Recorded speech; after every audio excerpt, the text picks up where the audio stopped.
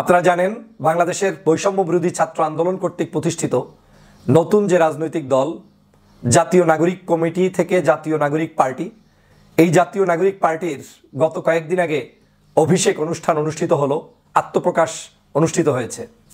আত্মপ্রকাশের পর থেকেই আলোচনা সমালোচনায় জর্জরিত এই সংগঠনটি। স্বভাবতই বাংলাদেশে যে কোনো কার্যক্রম শুরু করলে সমালোচনা আলোচনা থাকবেই, সে ভালো কাজ করলেও থাকবে, মন্দ কাজ করলেও থাকবে।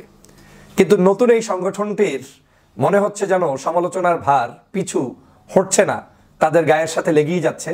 আর সেই সমালোচনাটি তৈরি হয়েছে এখন আবার তাদের এক সপ্তাহ ঘুরতে না ঘুরতেই তাদের দলের পক্ষ থেকে 3 জন সিনিয়র নেতা ইতিমধ্যেই পদত্যাগপত্র জমা দিয়ে তারা এই দল থেকে চলে গিয়েছেন।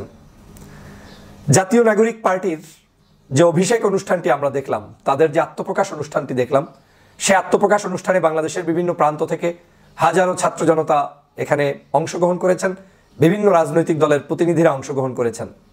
ছাত্রদের প্রতি স্বভাবতই বাংলাদেশের সাধারণ নাগরিকদের উচ্চমানের একটি আশা আকাঙ্ক্ষা রয়েছে যে ছাত্ররা বাংলাদেশের জুলাই বিপ্লবে যেভাবে আমাদেরকে সাহায্য করেছে, সহযোগিতা করেছে, দেশকে এগিয়ে নিতে যেভাবে তারা প্রচেষ্টা করেছে, সেই প্রচেষ্টা অব্যাহত রেখে আগামীর বাংলাদেশ গঠনেও তারা ভূমিকা পালন করবে। কিন্তু হঠাৎ করে কি এমন ঘটলো, কি এমন হচ্ছে দলটির মধ্যে, যে দলের মধ্যে পদত্যাগের হিড়িক বইছে? মাত্র 1 সপ্তাহ হলো না দলটি গঠন হয়েছে, তার মধ্যেই এটা নিয়ে আসলে এখন রাজনৈতিক অঙ্গনে আলোচনা যেমন হচ্ছে, সমালোচনা হচ্ছে। এই জায়গা থেকেই আজকে আমি আলোচনা করার জন্য আপনাদের সামনে উপস্থিত হয়েছি। আমার কাছে মনে হচ্ছে যেই সকল নেতাকর্মীরা এই দলের ভিতরে ঢুকেছেন এবং আবার বের হচ্ছেন, এরা প্রত্যেকেই কিন্তু বাংলাদেশের আগামীর স্বপ্ন বাস্তবায়নের কারিগর। বাংলাদেশের বৈষম্য বিরোধী আন্দোলন যখন শুরু হয়, সেই আন্দোলনের সময় যারা নেতৃত্ব দিয়েছেন, বিভিন্ন দলের সংগঠনের পিছন থেকে সামনে থেকে গোপনে প্রকাশ্যে যারাই অংশগ্রহণ করেছেন, সবাই কিন্তু দেশপ্রেমিক, সবাই চায় বাংলাদেশকে সুন্দরভাবে বিনির্মাণ করতে। বাংলাদেশের ছাত্র জনতার এই আন্দোলনকে যখন তুঙ্গে উঠেছে, তখন এদেশের রাজনৈতিক সংগঠনগুলো তাদেরকে ব্যাকআপ দিয়েছে, পিছনে বাতাস দিয়েছে। এবং কেউ কেউ মনে করে বাংলাদেশের এই ছাত্রদের যে নেতৃত্বে গঠিত আন্দোলন, এবং আমিও মনে করি, কেউ কেউ না, আমিও মনে করি এদের মধ্যে সিংহভাগই হয়তো বাংলাদেশে যেই দলটিকে শেখ হাসিনা নিষিদ্ধ করেছিল, সেই বাংলাদেশ জামাত ইসলাম, যাদেরকে সম্ভবত 1 তারিখ বা 2 তারিখে নিষিদ্ধ করেছে, আর 5 তারিখে গিয়ে শেখ হাসিনার পতন হয়েছে, সেই সংগঠনের নেতাকর্মীরা এই আন্দোলনের সময় পিছন থেকে ব্যাকআপ দিয়েছে, কৌশলে নেতৃত্ব দিয়েছে ভিন্ন আঙ্গিকে, কিন্তু তারা সেটা সামনে প্রকাশ করেনি। এটা এখন আওয়ামী লীগও স্বীকার করে, ছাত্র জনতাও স্বীকার করে, বিভিন্ন সংস্থাও স্বীকার করে। কিন্তু এর বাহিরে বড় যে শক্তিটি কাজ করেছে সেটা হচ্ছে বাংলাদেশের বড় বড় রাজনৈতিক দল, যেমন বাংলাদেশ জাতীয়তাবাদী দল, তারপরে বাংলাদেশ জামাত ইসলাম, ইসলামী আন্দোলন বাংলাদেশ, এরপরে গণ অধিকার পরিষদের নুরু ভাইয়ের নেতৃত্বে একদল মেধাবী শিক্ষার্থীরা এখানে অংশগ্রহণ করেছে। এক বাক্যে এই আন্দোলনটি ছিল সামষ্টিক। কিন্তু এই আন্দোলনে যখন যারা যাদেরকে সহযোগিতা করেছে, তারা যখন অনুভব করেছে যে এই সংগঠনটি হয়তো বাংলাদেশের ধর্মীয় মূল্যবোধ, জাতীয়তাবাদী মূল্যবোধ, এদেশের সভ্যতা সংস্কৃতিকে লালন করে সামনের দিকে দল নিরপেক্ষভাবে এগিয়ে যেতে পারে এবং এদেশের মানুষের রাজনীতিতে ভালো ভূমিকা পালন করতে পারে, তখন কিন্তু নির্দলীয় নিরপেক্ষ বহু মানুষ এই দলের পিছনে ব্যাকআপ দেওয়ার জন্য মাঠে নেমেছে। এখনো তারা অনেকে হয়তো স্টিল এই দলটার শুভকামনা করেই যাচ্ছেন।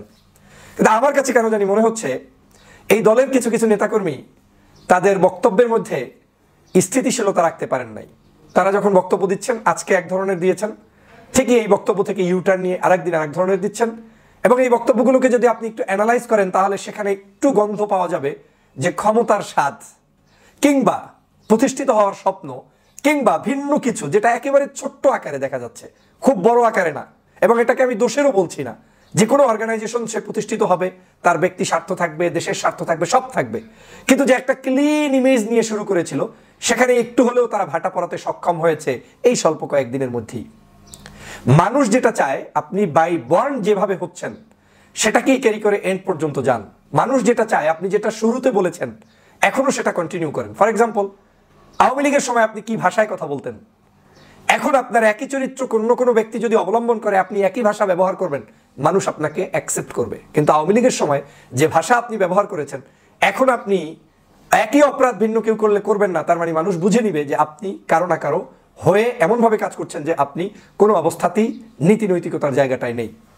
আমি বলছি, এই ছাত্র সংগঠনের মাধ্যমে প্রতিষ্ঠিত এই রাজনৈতিক দলটির ভবিষ্যৎ অন্ধকার হবে না, তবে এই রাজনৈতিক দলটার প্রতিষ্ঠা হওয়ার জন্য কিছুটা হলেও নতুন করে আবার তারা বাধার সম্মুখীন হবেন এবং তার একটা নজির হচ্ছে এই তাদের দল থেকে একসাথে কিছু মানুষের পদত্যাগ। আমি জানি না এই মানুষগুলোর উদ্দেশ্য কি, নিশ্চয়ই তারাও দেশপ্রেমিক, তারা দেশের স্বার্থেই তারা তাদের মনে করেছে এই দলের ভিতরে যে চিন্তা চেতনা আদর্শ নিয়ে তারা ঢুকেছিলেন সেটা হয়তো ফুলফিল হবে না, এবং তারা যেটা চাচ্ছেন সেটা হয়তো কেউ করবে না। তো না করার কারণে তারা আজকের এখান থেকে ভেগে যেতে বাধ্য হয়েছেন, কিংবা এখানে তাদের মতো করে সংগঠনটা প্রতিষ্ঠিত করার মতো মানসিকতার লোক পাননি বিদায় হয়তো বের হয়েছেন, যেটা সামনে আরো পরিষ্কার হবে। আমরা এই সংগঠন প্রতিষ্ঠার আগেই দেখেছি এখানে কিছু ব্র্যাকেট তৈরি করে দেওয়া হয়েছে, যেটা একটি রাজনৈতিক দলের জন্য অত্যন্ত দুঃখজনক।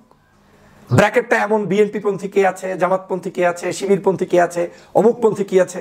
একটা রাজনৈতিক দল যখন এই ব্র্যাকেটের মধ্যে তৈরি হয়ে যায় তখন সেই রাজনৈতিক দল আর পাখা গজিয়ে দাঁড়াতে পারে না। এবং আবার এটাও লক্ষ্য করেছি, যখন কেউ কেউ এটাকে শিবির ব্যাকগ্রাউন্ড প্রতিষ্ঠিত করার চেষ্টা করেছে, সেটা আবার না, এটা প্রমাণ করতে গিয়ে ওই জামাত শিবির পন্থী মানুষগুলোকে একটু কোণঠাসা রাখার মানসিকতাও আপনাকে প্রমাণ করে যে আপনি ন্যায়সঙ্গত জায়গায় নেই। তার মানে আমি কি বুঝাতে চাচ্ছি, দল আমি প্রতিষ্ঠিত করেছি, আমার সাথে যারাই থাকবে তারা নৈতিকভাবে রাইট রাখে, সে জামাত হোক, বিএনপি পন্থী হোক, অন্যপন্থী হোক, যেই আমার সাথে কাজ করবে আমার আদর্শ এবং থিমের উপরে ভিত্তি করে আমরা তাকেই গ্রহণ করব, এই মানসিকতা থাকবে, সেখানে কোনো ডিসক্রিমিনেশন থাকবে না। কিন্তু আমরা পত্রপত্রিকায় কিছু কিছু মানুষদেরকে দেখেছি যে যারা বলেছেন যে এই পন্থী দুজন মানুষ যুক্ত হলেন না, এই পন্থী মানুষরা স্থান পেলেন না, এই পন্থীর ভাগটা করে আমার কাছে মনে হচ্ছে এই সংগঠনটি তাদের স্বকীয়তা হারিয়েছে, এবং তার নতুন কিছু খেসারত তাদেরকে আগামীর মাঠে ময়দানে দিতে হবে। বাংলাদেশের রাজনীতিতে আমরা নিশ্চয়ই খেয়াল করেছি 18 সালের সেই কোটা বিরোধী আন্দোলন, উত্তাল রাজপথ, কিন্তু অনেক তরাই উত্তরাই পেরিয়েও রাজনৈতিক সংগঠন গঠন করে একেবারে পূর্ণাঙ্গ সঠিক এবং কঠোরতম জায়গায় কিংবা বাস্তবতার নিরিখে প্রতিষ্ঠিত জায়গায় কেউ এখন পর্যন্ত পৌঁছতে পারেনি, পারছে না।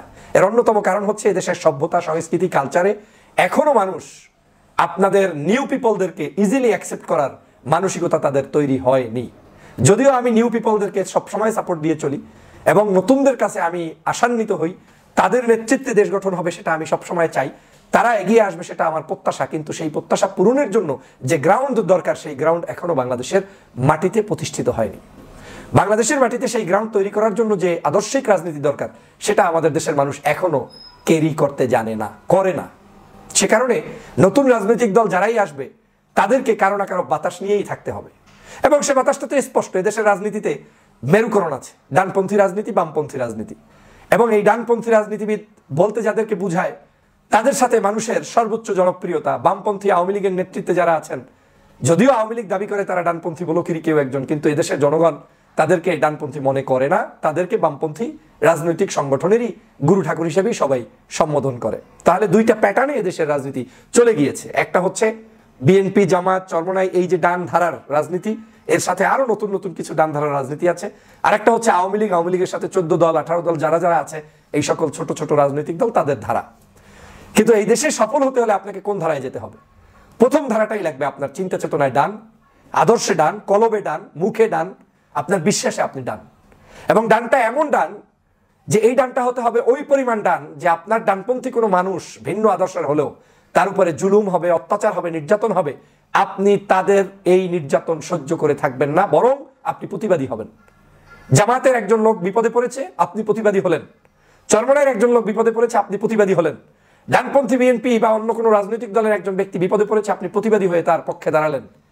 এটা যখন পারবেন আপনাকে মানুষ অ্যাকসেপ্ট করবে। কিন্তু আপনি যখন কোনো একজন ব্যক্তি বিপদে পড়েছে কিন্তু লোকটা করে জামাত, তাই তার পাশে দাঁড়াতে পারলাম না, লোকটা করে হুজুরগিরি, তাই তার পাশে দাঁড়াতে পারলাম না, এই আপনি ব্র্যাকেটের ভিতরে চলে গেলেন এবং আপনার ডানপন্থী টেস্ট করা শেষ।